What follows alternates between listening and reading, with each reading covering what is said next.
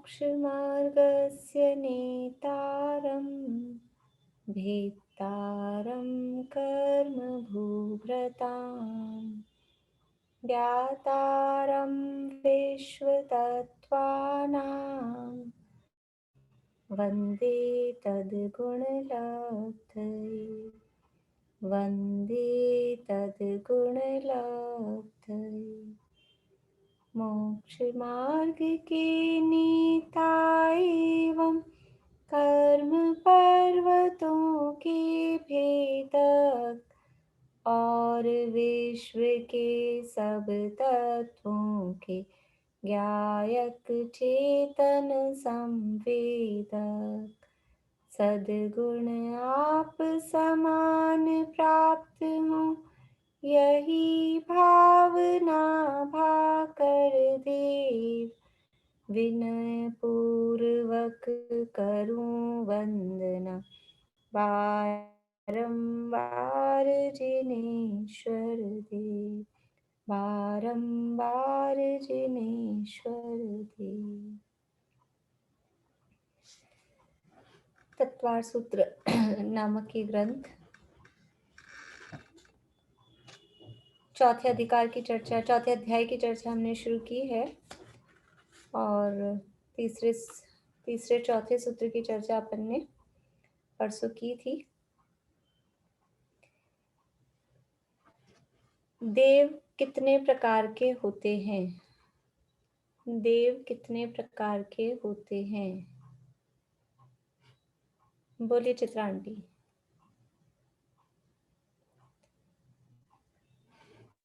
Chitra aunty बोलिए। 8 हाँ, कौन से? भवनवासी, व्यंतर, ज्योतिष और ब्रह्मन। बढ़िया, ये 4 प्रकार के देव होते हैं। भवनवासी देवों के कितने भेद होते हैं? भवनवासी देवों के कितने भेद होते हैं? मधुलिका जी।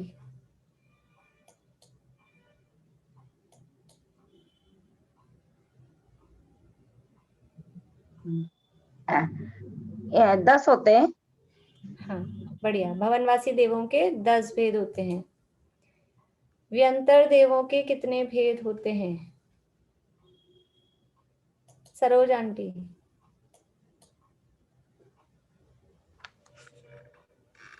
8 होते हैं क्या? हाँ, व्यंतर देवों के 8 भेद होते हैं। हाँ। ज्योतिष देवों के कितने भेद होते हैं? अनीता जी। 5 ज्योतिष देवों के 5 होते हैं। और वैमानिक देवों के कितने भेद होते हैं?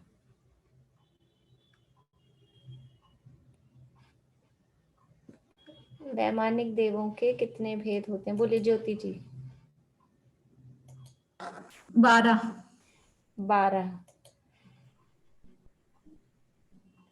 अनुज, आप कुछ और बोलना चाहते हो इसमें? नहीं मैम, वो आंसर के लिए हाथ ऊपर कर रही थी। हाँ, नहीं, इसी आंसर को कुछ और कहना चाहते हो? बस 12 ही बोलना था आपको? हाँ यस मैम, 12 भी बोलना था। चलिए, शीला भाभी।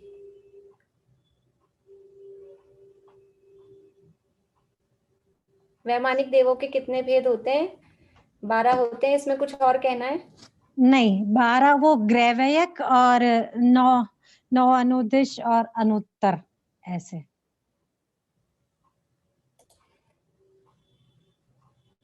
चलिए, हाँ, मनोरमा आंटी बोलिए।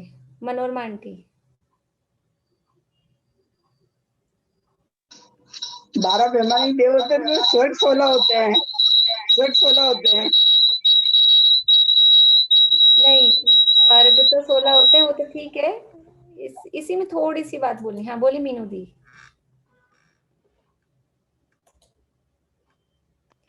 कल्पोपन्न और कल्पातीत जो 12 है वो कल्पोपन्न में है। हाँ, और बाकी कल्पातीत।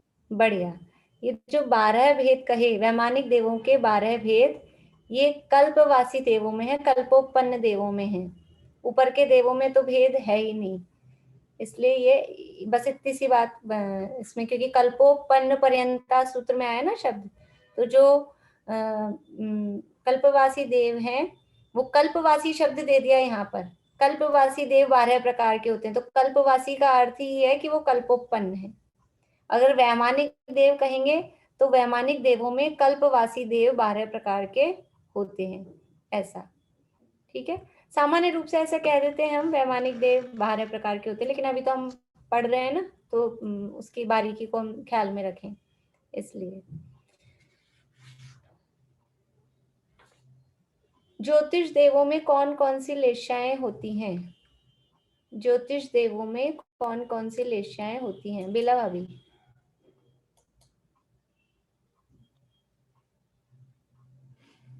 ज्योतिष देवों में पीतांत लेशा मतलब एक तीनों चौथी मतलब पीत जिसका अंत हो, मतलब वहां तो 4 लेशाएं होती हैं, और वैसे में 6 लेशाएं होती है ऊपर।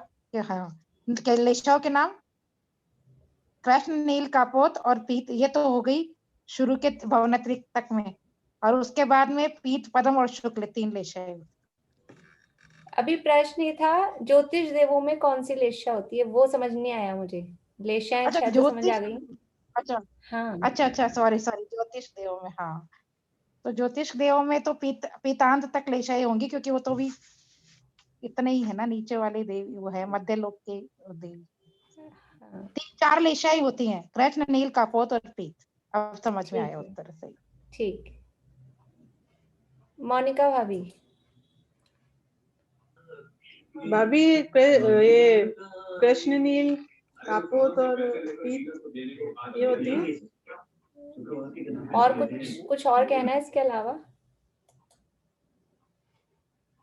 हाँ,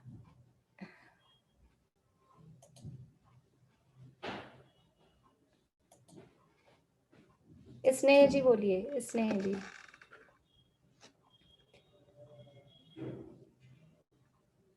अनम्यूट करिए, अनम्यूट करिए, आवाज चालू करिए आपकी।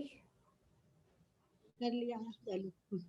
जो पर्याप्त तक में तो ये 3 लेशाएं रहती हैं, और पर्याप्ति पूरी होने के बाद इनमें शुक्ल लेशा रहती, वो एक ही लेशा पीत लेशा रहती है। हाँ, अपर्याप्त दशा में ये 4 लेशाएं पाई जाएगी, कृष्ण, नील, कपोत और पीत। लेकिन पर्याप्त होने के बाद ज्योतिष देव हों तो, यानी तीनों ही प्रकार के देवों में, यहाँ मैंने केवल ज्योतिष का पूछा था, ये हमको अभी ख्याल रखना है। अपर्याप्त दशा में 4 लेशाएं हैं, कृष्ण, नील, कपोत और पीत। पीतांत लेशा वो अपर्याप्त दशा में है, और पर्याप्त दशा में तो पीत ही पाई जाएगी। बिला अभी ने कहा तो था, लेकिन वो सब कुछ मिक्स करके कहा था, तो इसलिए मैंने खुलासे के लिए अलग से पूछा। बिला अभी ने बोल तो दिया था, और उनको कॉन्सेप्ट क्लियर है, वो मुझे समझ में आ गया था, लेकिन वो सबको क्लियर हो इसलिए मैंने और पूछा उसको। चलिए, हम देख रहे थे देवों के इंद्र, सामानिक आदि जो दर्श भेद हैं, ये सूत्र हमने पढ़ा था। मैं सूत्र बोलती हूँ एक बार फिर से, मैं चारों ही सूत्र बोलती हूँ शुरू से ही, मैं ही बोलती हूँ अकेले, आप लोग सुनिए ध्यान से। देवाश चतुर्निकायाः आदितस्त्रिषु पीतांत लेश्याः दशाष्ट पंच द्वादश विकल्पाः कल्पोपन्य पर्यंताः इंद्र, सामानिक, त्रायस्त्रिंश, पारिषदात्मरक्ष, लोकपालानीक, प्रकीर्णकाभियोग्य, किलविशिकाश्चैक्षः। एक बार फिर से बोलती हूँ ये वाला सूत्र। इंद्र, सामानिक, त्रायस्त्रिंश, पारिषदात्मरक्ष, लोकपालानीक, प्रकीर्णकाभियोग्य, किलविशिकाश्चैक्षः। ये 10 नाम यहाँ बताए हैं, 10 प्रकार के भेद सभी चारों निकाय के देवों में। अभी सामान्य कथन किया है, अगले सूत्र में बताएंगे उसमें जो डिफरेंस है। कि जो पहले बताया देव 4 निकाय वाले हैं, 4 समूह वाले हैं, भवनवासी, व्यंतर, ज्योतिषी और वैमानिक। फिर भवनवासी 10 प्रकार के, व्यंतर 8 प्रकार के, ज्योतिष 5 प्रकार के, और वैमानिक में जो कल्पवासी हैं वो 12 प्रकार के, ऐसा। अब जो 10 प्रकार के भवनवासी कहे, तो एक एक प्रकार के भवनवासी में भी 10-10 उनके कैटेगरीज हैं। ये जो 10 भेद अभी इंद्र सामानिक आदि हैं, ये इनकी कैटेगरीज हैं, ये इनके पदवियां समझ लीजिए कि ये किस कैटेगरी के हैं, किस पद के हैं, वो यहाँ पर बताया गया है। तो सबसे जो ऊंची इनकी पोस्ट है वो है इंद्र। इंद्र क्या, जो अन्य देवों में नहीं पाए जाने वाले असाधारण गुणों से शोभित होते हैं। पेज नंबर अपना 181 है, जहाँ ये सूत्र लिखे हैं, तीसरा चौथे नंबर का, वहां नीचे से नीचे वाला लास्ट चौथी लाइन। जो अन्य देवों में नहीं पाए जाने वाले असाधारण गुणों से शोभित होते हैं, जिनकी आज्ञा चलती है और जो ऐश्वर्य वाले हैं, वे इंद्र हैं। इंद्र के संबंध में इंपॉर्टेंट बात क्या है, जिनकी आज्ञा चलती है और जो ऐश्वर्य वाले हैं, और अन्य देवों में नहीं पाए जा रहे ऐसे बहुत एक्स्ट्रा ऑर्डिनरी क्वालिटीज जिनमें होती हैं, असाधारण। सामान्य जनता में जो कोई भी ऊंची पोस्ट पे कौन जाएगा, कुछ ना कुछ उसमें एक्स्ट्रा ऑर्डिनरी बात होगी, तभी वो, समझ लीजिए एक सिंपल सी क्लास है, स्कूल की क्लास है, उसमें भी फर्स्ट कौन आता है, टॉप पे कौन आता है, या कोई कंपटीशन हो रहा है, तो जिसमें कुछ एक्स्ट्रा क्वालिटी होती है उसी वही व्यक्ति मतलब ऊंचा उठता है। क्लास में समझ लो मॉनिटर किसको बनाते हैं, या हाउसेज होते हैं उसमें लीडर किसको बनाते हैं, तो जिसमें कोई एक्स्ट्रा ऑर्डिनरी क्वालिटी है। तो यहाँ इंद्र कौन, इंद्र का मतलब है राजा के समान, तो जिसमें अन्य सामान्य जनता से कुछ एक्स्ट्रा ऑर्डिनरी असाधारण गुण हैं, और जिसकी आज्ञा चलती है और जो ऐश्वर्य वाला है, उसे इंद्र कहते हैं। इंद्र का वैभव के संबंध में थोड़ी सी बात अपन जब आगे सौधर्म स्वर्गों के नाम आएंगे तब थोड़े से सौधर्म इंद्र के किस तरह का वैभव है वो चर्चा अपन वहां बाद में करेंगे। फिर है दूसरा है सामानिक। पहला हो गया इंद्र यानी राजा के समान, और दूसरा है सामानिक। सामानिक का शब्द अर्थ देखें तो सामानिक यानी समान, जो समान है, किसके समान है, कि इंद्र के ही समान है। तो अगर समान ही है तो अलग क्यों गिना दिया, कि कुछ कुछ डिफरेंस भी है लेकिन कुछ बातों में समान है। तो देखिए, आज्ञा और ऐश्वर्य को छोड़कर जो स्थान, आयु, वीर्य, परिवार और भोगोपभोग आदि में इंद्रों के समान है, उन्हें सामानिक कहते हैं। इसी के आगे और है पीछे, ये लोग राजा के पिता, गुरुओं और उपाध्यायों के समान होते हैं।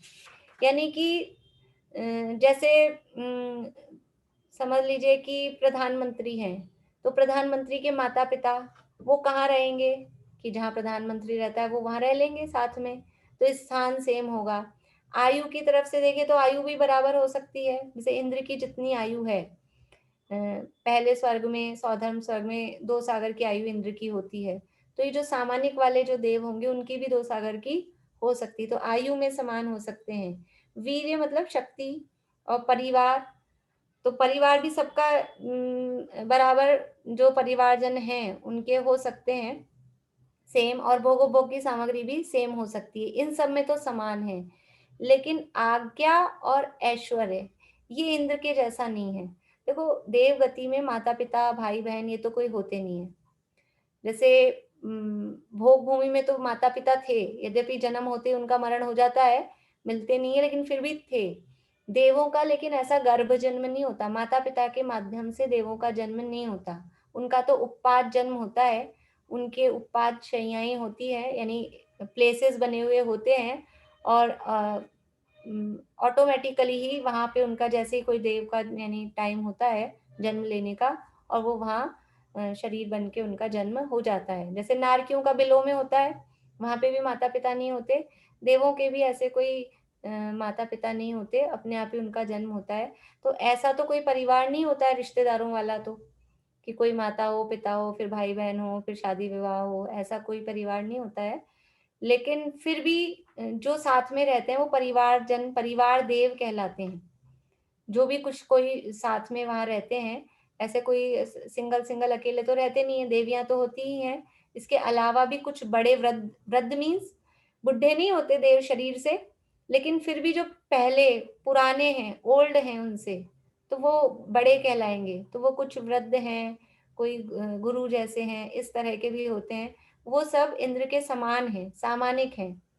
उनकी आयु, उनका परिवार, उनकी सामग्री, उनका रहने का स्थान, वो सब इंद्र के जैसा हो सकता है। लेकिन आज्ञा किसकी चलेगी? कि आज्ञा इंद्र की चलेगी। वो ऑर्डर नहीं कर सकते किसी को कि हमारा ऑर्डर है, कहा होगा इंद्र ने, हम भी तो वहीं रहते हैं, हम भी उसी महल में रहते हैं, हम भी उसके बराबर के ही हैं, वही सारा है, तो वो ऑर्डर उसका नहीं चल सकता। जैसे देश के बारे में कोई निर्णय लेना हो तो प्रधानमंत्री की पत्नी साइन कर दे कि उसकी माता साइन कर दे, साइन प्रधानमंत्री के चलेंगे, आज्ञा उन्हीं की चलेगी, भले ही घर में माँ की चलती हो कि पत्नी की चलती हो, लेकिन जब ऐसा मामला आएगा तो वो वहाँ राजा की, प्रधानमंत्री की यानी इंद्र की ही आज्ञा चलेगी।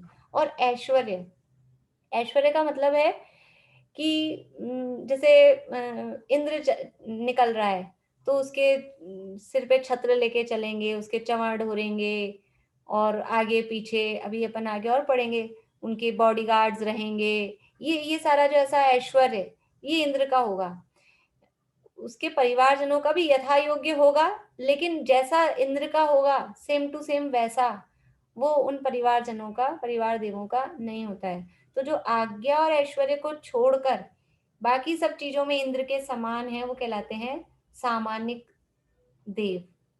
यानी हम सोचें कि देवगति में जाते ही सारे के सारे राजा बन जाते होंगे, ऐसा नहीं है। अभी अभी धीरे धीरे डाउन यानी नीचे नीचे स्टेप पे आ रहे हैं। सबसे पहले तो इंद्र बता दिया, फिर उससे नेक्स्ट स्टेप है, उससे नीचे स्टेप है वो सामानिक है, और चीजें तो उनकी समान ही है इंद्र के, लेकिन आज्ञा और ऐश्वर्य नहीं चलता है। तो ये लोग राजा के पिता, गुरुओं और उपाध्यायों के समान, उपाध्याय मतलब पढ़ाने वाले, यद्यपि वहां इंद्र को ऐसा पढ़ाने वढ़ाने की भी कोई जरूरत नहीं होती, लेकिन फिर भी कोई ऐसे होते ना, कोई अपने ज्ञानी की पोस्ट पे बिठा के रखते हैं, इन गुरुओं की पोस्ट पे, उस तरह के ये होते हैं। तीसरे हैं त्रायस्त्रिंश। ये शब्द आप ध्यान से पढ़ें और ध्यान से बोलें और ध्यान से याद करें, क्योंकि वो पीछे अपना था त्रयस्त्रिंशत, तो वो तो त्रिंशत था, इसलिए वो 100 के अर्थ में, मतलब वहाँ 33 था, 33 सागर, लेकिन वहाँ त्रयस्त्रिंशत था, यहाँ त्रायस्त्रिंश ये शब्द है, इसलिए वो दोनों शब्दों में डिफरेंस ध्यान रखें। त्रायस्त्रिंश, ये त्रायस्त्रिंश का अर्थ क्या है? त्रायस्त्रिंश का अर्थ होता है 33, 33, ये इसका अर्थ होता है। तो ये 33 से क्या मतलब है कि कुछ लोग ऐसे होते हैं इंद्र की सभा में जो मंत्री और पुरोहितों के समान हित चाहने वाले होते हैं, मंत्री होते हैं खास, यानी मंत्रिमंडल जो होता है इंद्र का, जो इंद्र को सलाह देते हैं। देखो अपन ऐसे कहानियों में भी देखते हैं, यानी स्टोरीज वगैरह में भी, मूवी में भी देखते हैं कि वो जो राजा होता है ना, उसमें तो बुद्धि होती है कम, और वो मंत्री, मंत्री का मतलब ही होता है, मंत्री किसे कहते हैं? मंत्रणा करने वाले, जो सारा आगे पीछे का विचार करके फिर उस राजा को सही राय दे सकें, उसका नाम होता है मंत्री। मंत्री ऐसे नहीं है कि जैसे महाभारत में विदुर का नाम आता है, विदुर मंत्री, तो विदुर मतलब बहुत बुद्धिशाली थे, वो सही निर्णय, सही राय बताते थे। क्योंकि राजा तो एकदम से भावुक हो जाते हैं, कोई बात सुनिए ले अपना तलवार और खड़े हो जाते हैं, तो वो मंत्री उसको सही यानी राय बताते हैं। तो जो मंत्रियों के समान, पुरोहितों के समान हित चाहने वाले होते हैं, उसको सही सलाह देते हैं क्या करना है क्या नहीं करना है, इस तरह की, वो कहलाते हैं वो जो भी होते हैं वो 33 होते हैं, 33 संख्या में होते हैं, इसलिए उनका नाम ही पड़ गया त्रायस्त्रिंश। यानी जो मंत्री होते हैं इंद्र के, वो तो होते तो मंत्री हैं, लेकिन वो उनकी नंबर, उनकी संख्या होती है 33, 33, इसलिए उनको कहते हैं त्रायस्त्रिंश, जो इंद्र के मंत्री और पुरोहितों के समान होते हैं।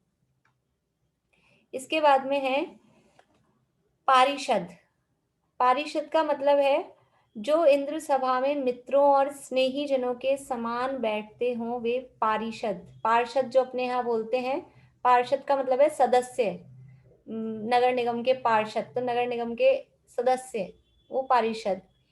तो इंद्र की सभा में एक तो हो गए इंद्र खुद है, फिर परिवार के जो बड़े हैं वो हो गए सामानिक, फिर मंत्री हैं 33 वो हुए, उसके अलावा जो और हैं कुछ मित्र मंडली या कुछ और हित चाहने वाले हैं, या समझ लीजिए स्नेही जन हैं, तो तो वो सब कहलाते हैं, यानी इंद्र की सभा के सदस्य वो कहलाते हैं पार्षद। इंद्र है और देवगति में क्या काम है सबका, ना तो लड़ाई झगड़ा है, ना कोई किसी पे इधर उधर आक्रमण करने जाता है, ना और कोई ऐसी कोई नीतियां कानून व्यवस्था ये सब कुछ बनाने की जरूरत है नहीं कि मंत्रिमंडल की बजट निकालना है, कि रेल का बजट बनाना है, कि कहीं कोई स्वास्थ्य मंत्री हो रहा है या कोई वित्त मंत्री हो रहा है, ऐसा कुछ भी वहाँ काम तो है नहीं वास्तव में। लेकिन फिर भी ये इंद्र का ऐश्वर्य बराबर पूरी उसकी सभा, और सभा में वो खुद राजा इंद्र बैठा होता है, और ये सारे जैसे अपन देखते हैं ना साइड में फिर सब बैठे हैं, सबसे पहले मुख्यमंत्री, इधर प्रधानमंत्री जिसे बोलते हैं, फिर आगे और तो बराबर पूरी इंद्र की सभा कितनी बड़ी होती है, किस तरह से सब बैठते हैं, सारा वर्णन शास्त्रों में मिलता है बहुत डिटेल में। थोड़ा बहुत ये यहाँ मतलब उसकी वैभव बताने के लिए ये सब इंद्र की सभा में इस तरह से बैठते हैं। काम ऐसा कुछ भी नहीं है, लेकिन जो देव वहां देव जाके जन्म हुआ तो कौन कितना पुण्य लेके उत्पन्न हुआ है देवगति में भी, उसको कौन सी कैटेगरी मिलेगी, इंद्र बनोगे कि उसके सामानिक बनोगे कि फिर और नीचे त्रैस्रंश में या पारिषद में, किस में आप जन्म लोगे, ये वो जितना जितना पुण्य होता है उस पुण्य के हिसाब से होता है। और इन सब की फिर आयु में वैभव में धीरे धीरे वो कमी होती है, सबसे ज्यादा आयु सबसे ज्यादा वैभव सारी वो सब तो इंद्र की है, और जैसे जैसे अपन नीचे नीचे के देख रहे हैं स्टेप्स तो उनमें उस हिसाब से कमी कमी होती है। तो ये इंद्र की सभा के सदस्य होते हैं, ये पारिषद कहलाते हैं। फिर है आत्मरक्ष, जो अंग रक्षकों के समान हो वे आत्मरक्ष, यानी एज बॉडीगार्ड के समान है। इंद्र के आगे दोनों तरफ साइड में 2 बॉडीगार्ड खड़े होते हैं। इंद्र को क्या जरूरत है बॉडीगार्ड की, डर लगता होगा उसको कोई मार नहीं दे, तो ये सब कोई डर के प्रतीक नहीं है, ये उसकी रिद्धि और उसके वैभव को बताते हैं कि जो जितना वैभवशाली रिद्धिशाली होता है उसके ऐसे सेवा में लोग खड़े रहते हैं। ऐसा ऐसा समझ लो पिक्चर्स में ऐसे दिखाते हैं, कोई डॉन भी होता है ना कहीं, अपने ये तो समझ लो राजा की बात कर रहे हैं, कहीं का अंडरवर्ल्ड का डॉन भी हो तो उसके इधर उधर यूं ऐसे उसकी सेवा में लोग उसके सामने बैठे नहीं होते, जो उनका हेड होगा ना वो बैठा होगा, बाकी सब उसके चाकर वो खड़े रहते हैं। तो ऐसे ये इंद्र है ये तो फिर इंद्र का इतना वैभव नहीं कि इसके अगल बगल में इस तरह से वो बॉडीगार्ड जैसे खड़े होते हैं, वो आत्मरक्ष कहलाते हैं, अंग रक्षक के समान आत्मरक्ष कहलाते हैं।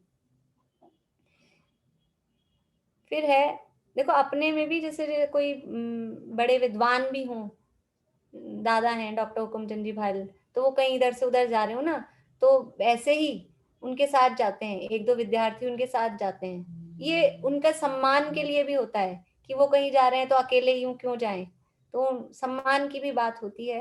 तो इंद्र के सम्मान के लिए भी ऐसे अंग रक्षक होते हैं। फिर है लोकपाल, लोकपाल का मतलब समझ लो आप पुलिस के समान लोकपाल, तो जो अर्थचरों के समान रक्षक हैं वे लोक का पालन करने वाले लोकपाल हैं। अर्थचरों मतलब यानी क्या कहेंगे पुलिस के समान ही, जैसे जैसे कोतवाल वगैरह होते हैं, पुलिस होती है वो रक्षा करने का काम करती है, ऐसे लोक का पालन करने वाले। वहाँ काम कुछ भी नहीं है, लेकिन बस वही है कि एक पूरी व्यवस्था है, पूरे नगर, इंद्र का पूरा नगर होता है और पूरी इस तरह की व्यवस्था, सब तरह की, जैसे अपने यहाँ सारी व्यवस्था है ऐसे ही वहाँ देवगति में भी इस तरह की सारी व्यवस्था होती है। और इनके नाम है सौधर्म इंद्र के, यानी हर इंद्र के 4-4 लोकपाल होते हैं। तो सोम, यम, वरुण और कुबेर। कुबेर का नाम सुना है सब लोगों ने, कुबेर को सब जानते हैं, कौन होता है कुबेर, जो धन की वर्षा करता है 15 महीने तक रत्न बरसाते हैं ना, गर्भ में आने के 9 महीने पहले, तीर्थंकर भगवान के गर्भ में आने के 6 महीने पहले और 9 महीने तक, यानी 15 महीने जो रत्नों की वर्षा होती है वो इंद्र की आज्ञा से कुबेर करता है। और कुबेर को धन का राजा, ऐसा अदर कास्ट में भी चलता है, अन्य मतों में भी चलता है, कुबेर यानी वो धन का राजा है। तो ये कुबेर है इंद्र का लोकपाल। और ये एक भवावतारी होता है, नियम से अगले भव में मोक्ष जाता है। ये इंद्र के जो लोकपाल हैं, सौधर्म इंद्र के चारों ही लोकपाल, ये अगले भव में, यानी उस भव में तो देव हैं, अगले भव में मनुष्य बन के मोक्ष जाते हैं, एक भवावतारी होते हैं, ये लोकपाल हुए। इसके बाद में है अनीक। अनीक का अर्थ है सेना, अनीक का अर्थ है सेना। अब इंद्र की सेना कैसी होती है, देखिए, जो पदाती यानी पैदल, घुड़सवार आदि 7 प्रकार की सेना के समान होते हैं, वे अनीक कहे जाते हैं। किस तरह की सेना होती है, सेना में देखो अपने यहाँ भी अब अभी तो माहौल बदल गया, तो अभी किस तरह की सेना होती है अपनी, जल सेना, थल सेना, वायु सेना, ये ऐसी 3 तरह की सेना है अपनी तो। और पुराने जमाने के आप महाभारत वगैरह के जैसे युद्ध वगैरह देखें तो उसमें कुछ तो होते थे, सबसे पहले आगे से आते थे, पैदल वाले भागते हैं तो पैदल होते हैं, फिर कुछ लोग होते हैं घोड़े पे आते हैं, कुछ होते हैं हाथी पे आते हैं, राजस्थान टाइप का इधर का एरिया हो तो कुछ ऊंटों पर आते हैं। तो ये अलग अलग टाइप की सेना होती है। हाथी वाले से ही लड़ते हैं, नियम कानून होते हैं सबके युद्ध वालों के, ऐसा नहीं हाथी पे तो बैठा है नीचे पैदल वाले को मारेगा, ऐसा नहीं होता। पैदल वाले से लड़ते हैं। तो यहाँ तो लड़ाई झगड़ा होता है, वहां लड़ाई झगड़ा कुछ नहीं होता, लेकिन ये इंद्र का वैभव है। तो 7 प्रकार की सेना होती है। आप लोग लिखना चाहें तो लिख लीजिए, इसमें 7 नाम नहीं दिए हैं। हाथी, घोड़ा,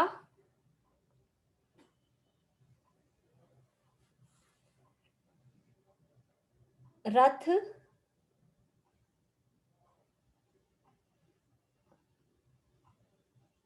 पैदल,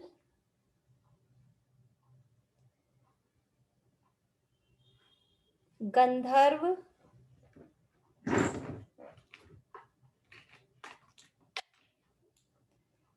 नर्तकी और बैल। फिर से बोलती हूँ, हाथी, घोड़ा, रथ, पैदल, गंधर्व, नर्तकी और बैल।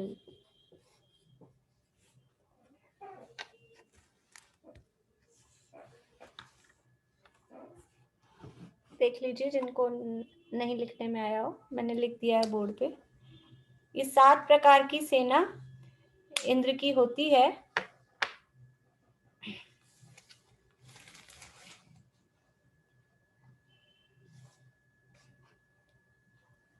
और ये 7 प्रकार की सेना की हर सेना, जैसे हाथी है तो हाथी की समझ लीजिए 7 लाइनें होंगी, और एक एक लाइन में कितने कितने हाथी होंगे कि पहली लाइन में जितने हाथी हैं अगली लाइन में उसके दुगने होंगे। ऐसे घोड़े की 7 लाइनें होंगी, तो पहली लाइन में जितने घोड़े हैं दूसरी में उसके दुगने, तीसरी में उसके दुगने, चौथी में उसके दुगने, ऐसे सबकी ऐसे 7-7 कक्षाएं बोलते हैं, लाइंस होती हैं। और पहली लाइन से सेकंड वाली में दुगने, सेकंड से थर्ड वाली में दुगने, ऐसे दुगनी दुगनी संख्या में। तो ये सेना, ये सेना क्या है, ये देव होते हैं। हाथी वहां पे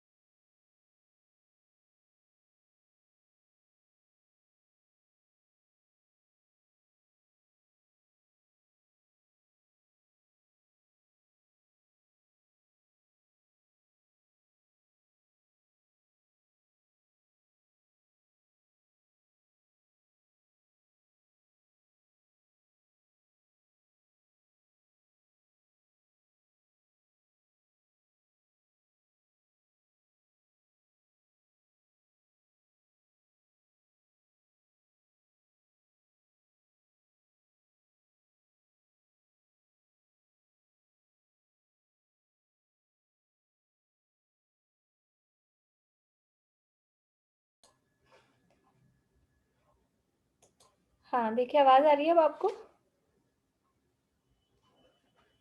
वो कनेक्शन चला गया था। तो ये एक एक लाइन में कितने कितने होते हैं? पहली लाइन में कितने हाथी? पहली लाइन में ही 84,000 हाथी। पहली लाइन में 84,000 हाथी, उतने ही घोड़े, उतने ही रथ, उतने ही पैदल, ऐसा। तो पहली लाइन में है 84,000, 84,000। उस सेकंड में उसके डबल, थर्ड में उसके डबल, फोर्थ में उसके डबल। वो डबल डबल करना 7 बार ऐसे। तो वो, और फिर ये केवल हाथी होंगे, फिर ऐसे घोड़े, फिर ऐसे रथ, फिर पैदल, गंधर्व, नर्तकी और बैल। ये कितनी सारी सेना हो जाएगी। करोड़ों में ये इसकी है 7,46,76,000 देव। ये सौधर्म इंद्र की सेना का प्रमाण है। और इंद्रों का अलग अलग होता है। ये जो अपन सामान्य बात करते हैं वो सौधर्म इंद्र की अपेक्षा से करते हैं। वनवासी आदि की थोड़ी कम होती है उनसे। सौधर्म इंद्र की अपेक्षा से बात चलती है ज्यादातर। तो इतने करोड़, ये ऐसे ही मैंने आपको बोल के सुनाया है, कोई मतलब आपने को आइडिया लगे। इतने करोड़ ये देव होते हैं, ये सेना सेना के। और इसमें अब जिस, ये हाथी है, घोड़ा है, हाँ अपनी ये बात चल रही थी, ये हाथी घोड़ा आदि हैं, ये तिरंच गति के नहीं हैं। ये सब देव हैं, वो देव ही हाथी बनते हैं, देव ही घोड़ा बनते हैं। ऐसे ये इनकी इस तरह की सेना होती है।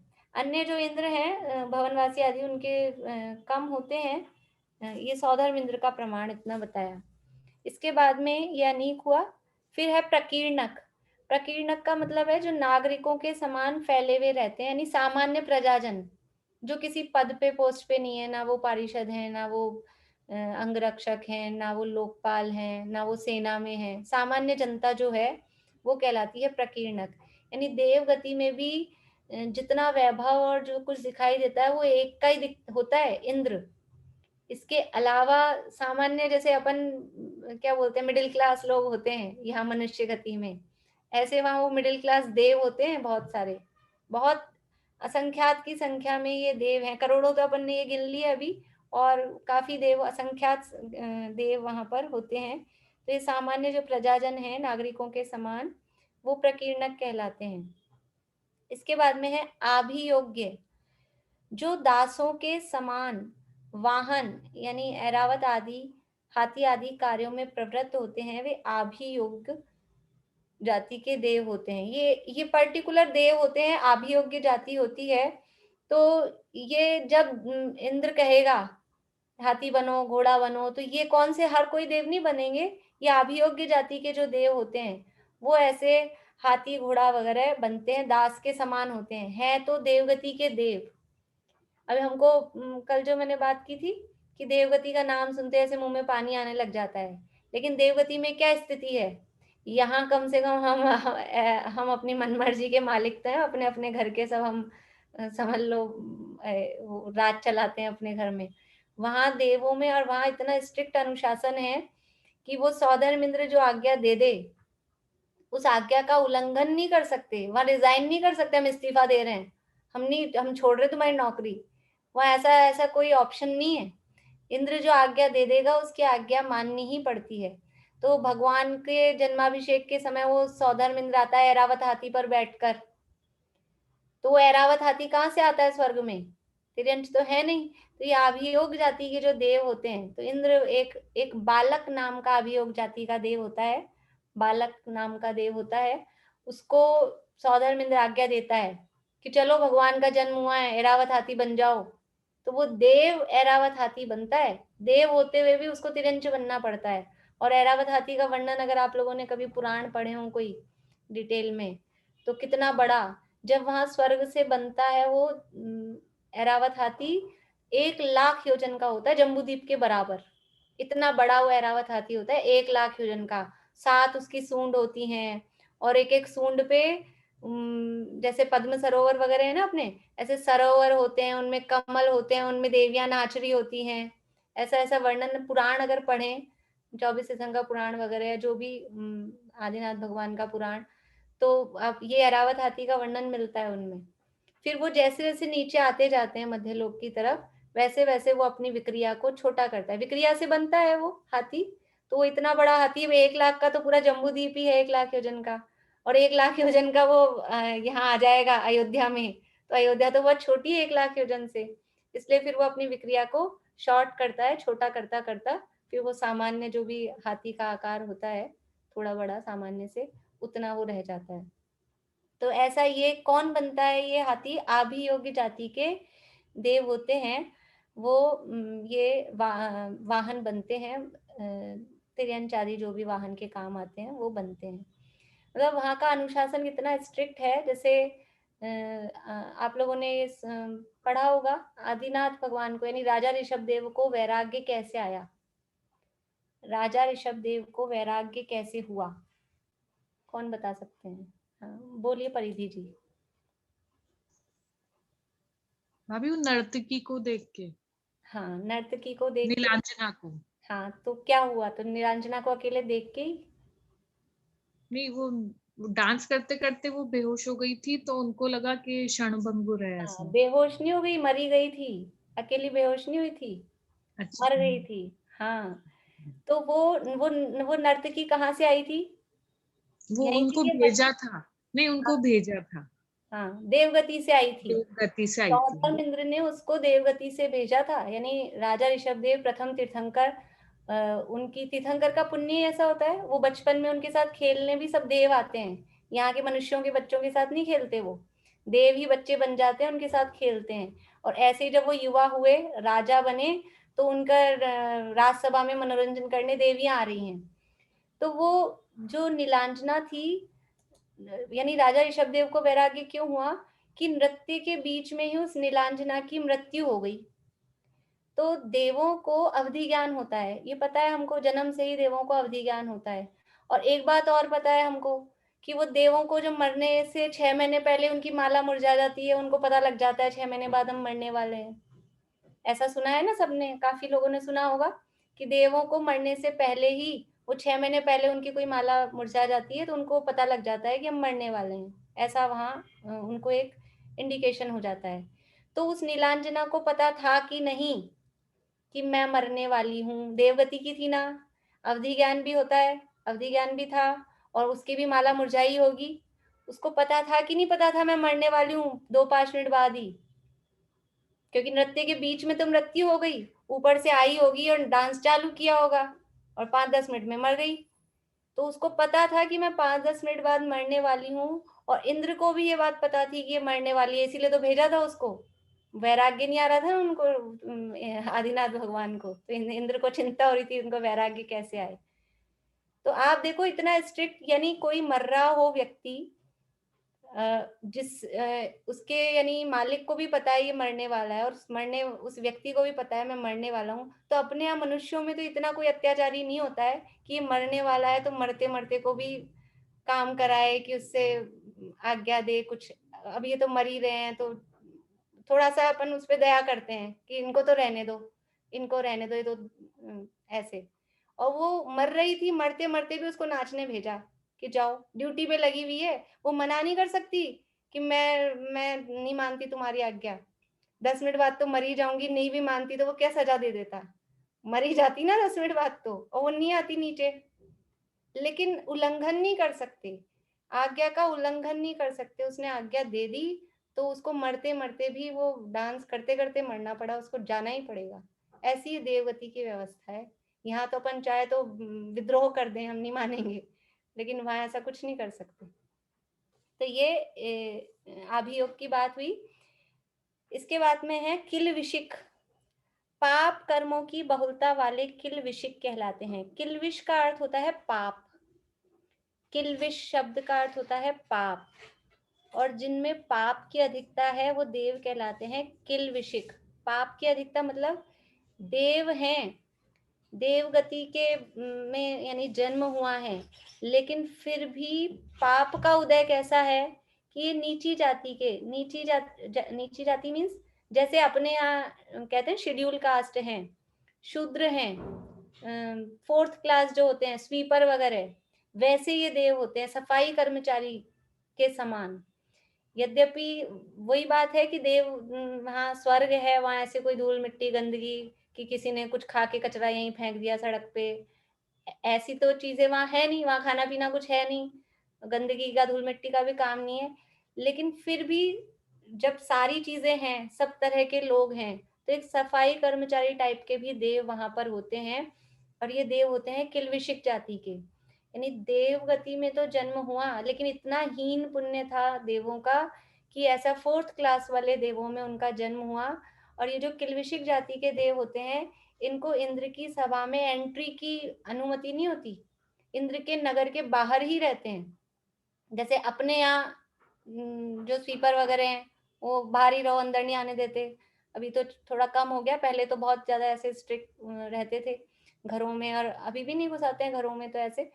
तो ऐसे ही इंद्र की सभा के अंदर वो स्वीपर टाइप के जो देव हैं, वैभव पूरा है। देखो, देव है तो चाहे अभियोग्य हो, चाहे किल्विशिक हो, कल्प वृक्ष उनके भी हैं, देवियां उनके भी हैं, कंठ से अमृत उनके भी झरेगा, लंबी लंबी आयु जितनी भी हो सकती है उतनी उनकी आयु है, वो सब है बाहर में। शरीर वैक्रिया की है, विक्रिया की शक्ति भी है, कोई रोग आदिक नहीं है, हाथ पांव नहीं दुखते, घुटने नहीं दुखते, बाल वाल है नहीं जो सफेद हो, वो सारी व्यवस्था सब है।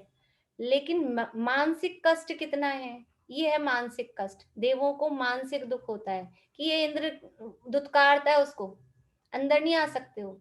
तो वो इनके वैभव देख देख के जलते हैं ये देव। जो अपन ने छेड़ावा में पढ़ा था ना,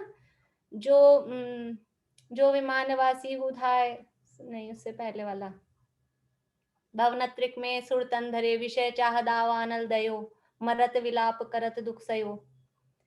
तो ये कोई तो इंद्र है, कोई अच्छे ऊंचे मतलब हाई फाई दिख रहे हैं, और ये कुछ हैं जिनको इंद्र की आज्ञा में चलना पड़ रहा है, अभियोग्य हैं, किल्विशिक हैं, सेना में हैं, वो हमेशा अधीनता, पराधीनता का दुख हमेशा, और हमको इनकी आज्ञा में चलना पड़ रहा है।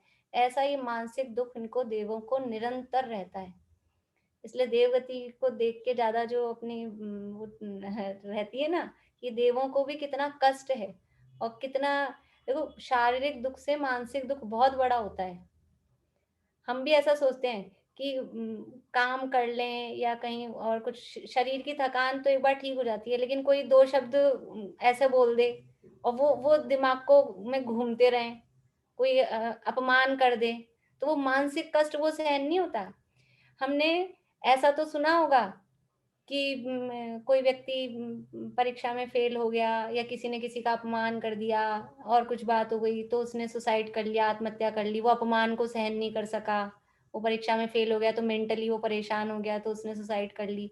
लेकिन ऐसा किसी का नहीं सुना कि वो सिर दर्द से बहुत परेशान था, वो घुटनों के दर्द से बहुत परेशान था कि उसने आत्महत्या कर ली। शारीरिक दुख से हम ऐसे परेशान नहीं होते, लेकिन मानसिक दुख जो है ना, मेंटली जो स्ट्रेस है, जो टेंशन है, उससे व्यक्ति वो सहन नहीं कर सकता।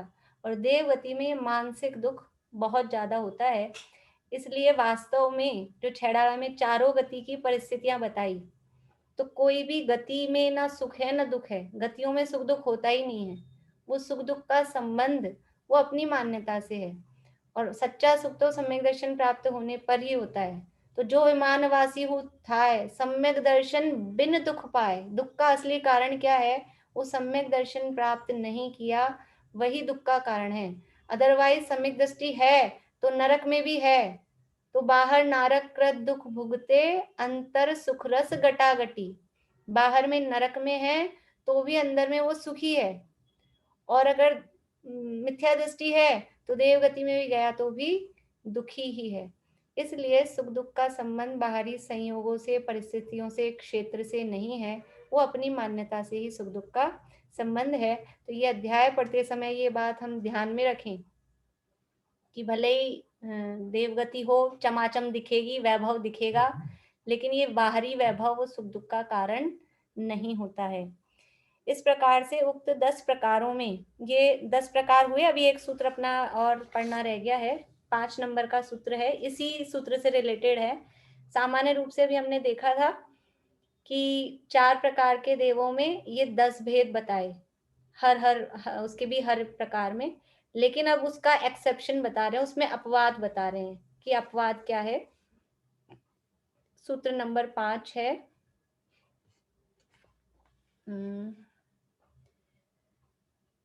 शीला भाभी आप बोलिएगा पीछे। त्रायस्त्रिंश लोकपाल वर्ज्या त्रायस्त्रिंश लोकपाल वर्ज्या व्यंतर ज्योतिष्काः। व्यंतर ज्योतिष्काः। त्रायस्त्रिंश लोकपाल वर्ज्या व्यंतर ज्योतिष्काः। त्रायस्त्रिंश लोकपाल वर्ज्या व्यंतर ज्योतिष्काः। अर्थात क्या कह रहे हैं, ऊपर बता दिए थे 10 प्रकार, उन 10 प्रकारों में से त्रायस्त्रिंश और लोकपाल वर्जित हैं। वर्जित है मतलब मना है, मतलब नहीं है। त्रायस्त्रिंश और लोकपाल नहीं होते। कहाँ नहीं होते? व्यंतरों में और ज्योतिषियों में। व्यंतर और ज्योतिष जो देव हैं उनमें 10 में से 8 ही प्रकार के होते हैं। त्रायस्त्रिंश टाइप के देव नहीं होते, मंत्री नहीं होते, और लोकपाल भी नहीं होते। व्यंतरों में और ज्योतिषियों में 8 प्रकार हैं। भवनवासी में और कल्पवासी जो 12 प्रकार के हैं उनमें 10 प्रकार हैं पूरे। ऐसा इसका अर्थ समझना चाहिए। तो अब अपने कैसे बनेगा, जैसे अपन ने चार्ट बनाया, अभी माइंड में बना लीजिए। सबसे ऊपर देव, फिर देव के 4 प्रकार, भवनवासी, व्यंतर, ज्योतिष और वैमानिक। फिर भवनवासियों के 10 भेद, वैमानिकों व्यंतरों के 8, ज्योतिष के 5 और वैमानिकों में कल्पवासी के 12। फिर भवनवासी के जो 10 हैं उस 10 में से एक एक के फिर से 10, इंद्र, सामानिक, त्रैस्त्रिंश, पारिषद, आत्मरक्ष, लोकपाल, अनीक, प्रकीर्णक, अभियोग, किल्बिषक। फिर दूसरे के फिर ऐसे ही 10। तो ये भवनवासी में हर सबके 10-10 हो जाएंगे। लेकिन व्यंतरों में 8 भेद हैं और एक एक भेद के 8 ही भेद होंगे। कौन कौन से होंगे? इंद्र, सामानिक, त्रैस्त्रिंश नहीं होगा तो इंद्र, सामानिक, पारिषद, आत्मरक्ष और अनीक, प्रकीर्णक, अभियोग्य और किल्बिषक। त्रैस्त्रिंश और लोकपाल को छोड़ देना है। जिनको नहीं समझ में आ रहा है ना वो लिखना अपने हाथ से, लिखेंगे तो क्लियर हो जाएगा। जैसा मैं कह रही हूँ ना वैसा चार्ट आप बनाना। भले ही पूरा पूरा मत लिखना, आप अपने समझने के लिए एक छोटा छोटा शॉर्ट में ही लिख लेना। पूरे पूरे नाम भले ही मत लिखना, लेकिन वो क्लियर हो जाएगी बात। ऐसे लिखा ऊपर देव, फिर देव के किए 4 भेद, यहाँ लिखा भवनवासी, फिर भवनवासी के कर दिए 10 भेद।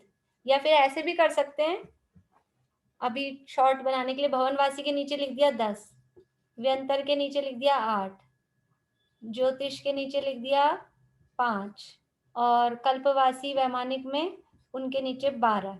अब इस भवनवासी के 10 में फिर 10 हैं, यानी इंद्र, सामानिक। ये अपने को फिर समझ लेना पड़ेगा कि यहाँ पे इंद्र, सामानिक, त्रैस्त्रिंश सारे हैं।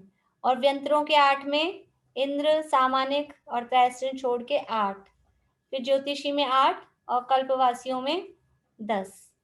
ऐसा इस तरह से ये इनके भेद प्रभेद अपन ने यहाँ देखे हैं। और यही बात यहाँ कही है कि इन 10 प्रकारों में त्रैस्त्रिंश और लोकपाल ये 2 व्यंतर और ज्योतिष देवों के नहीं होते हैं। इस तरह से ये अपनी बात हुई है 5 सूत्रों तक की। अभी अपन ये सूत्र बोल लेते हैं एक बार में। एक एक व्यक्ति एक एक सूत्र, या 5वां सूत्र तो बोलना ही है सबको, 5वां ही बोल लीजिए आज, फिर अपन बुलवा लेंगे बाद में कल। हाँ बोलिए मीनू दी। मैं ये पूछ रही थी कि जो ये लोकपाल होते हैं एक भाव अवतारी है, तो भवनवासी वाले भी एक भाव अवतारी है या कल्पवासी है खाली? ये केवल अभी सौधर्म इंद्र के लोकपालों के बारे में आता है, औरों के बारे में मेरे को ख्याल में नहीं है। सौधर्म इंद्र के जो लोकपाल हैं वो एक भवावतारी होते हैं। हाँ, बाकी सभी के बाकी होते हो 2 में तो है ही नहीं लोकपाल, खाली भवनवासी में ही है। हाँ, तो और औरों के भी, ऊपर के स्वर्गों के भी लोकपाल यानी एक भवावतारी होते हो ऐसा नहीं। सौधर्म स्वर्ग के जो लोकपाल हैं वो एक भवावतारी होते हैं, ऐसा नियम पढ़ने में आता है। अच्छा, ऐसा। बाकी चले जाए मोक्ष तो उसमें कोई निषेध नहीं है, लेकिन नियम जिनका है वो सौधर्म स्वर्ग के लोकपालों। ठीक। मेरे को पूछना है, बोलिए आंटी। ये पेपर में जो आता है धातु के 4 लाख योजन है, तो वो 144 क्या चीज है? 144 तो उसका क्षेत्रफल, मतलब उस गुना है। हाँ, आज अपने को वो भी करना था, मैं तो भूल ही गई। कल अपन कर लेंगे पेपर में, अगर आप लोगों को जो भी कुछ पूछना हो। हाँ, वो 144 गुना क्या चीज है? कल मुझे याद दिला देना, और नहीं तो स्टार्ट नहीं, 144 गुना क्या चीज है? 144 है। जम्बू द्वीप से धातकी खंड कितना बड़ा है? तो 144 गुना बड़ा है, ऐसा। जम्बू द्वीप से, हाँ जैसे उसका विस्तार 4 लाख योजन आएगा। हाँ, विस्तार को शायद ब्रैकेट में लिखा भी था, व्यास ऐसा करके, इसीलिए मैंने ब्रैकेट में और लिख दिया था कि कंफ्यूज नहीं हो। व्यास का मतलब विस्तार होता है या एक साइड का वो होता है? वो व्यास का मतलब एक साइड का ही, उसी को विस्तार बोलते हैं, उसी को विस्तार बोलते हैं। चलिए अभी अपन कल कर लेंगे पेपर को डिस्कस। अभी ये सूत्र बोलना। मीनू दी आप स्टार्ट करिए, मीनू दी के बाद में फिर सरोज आंटी। 5वां सूत्र बोलना है। त्रयस्त्रिंश श्लोकपाल वर्जया व्यंतर ज्योतिष्का। सरोज आंटी अनम्यूट करिए।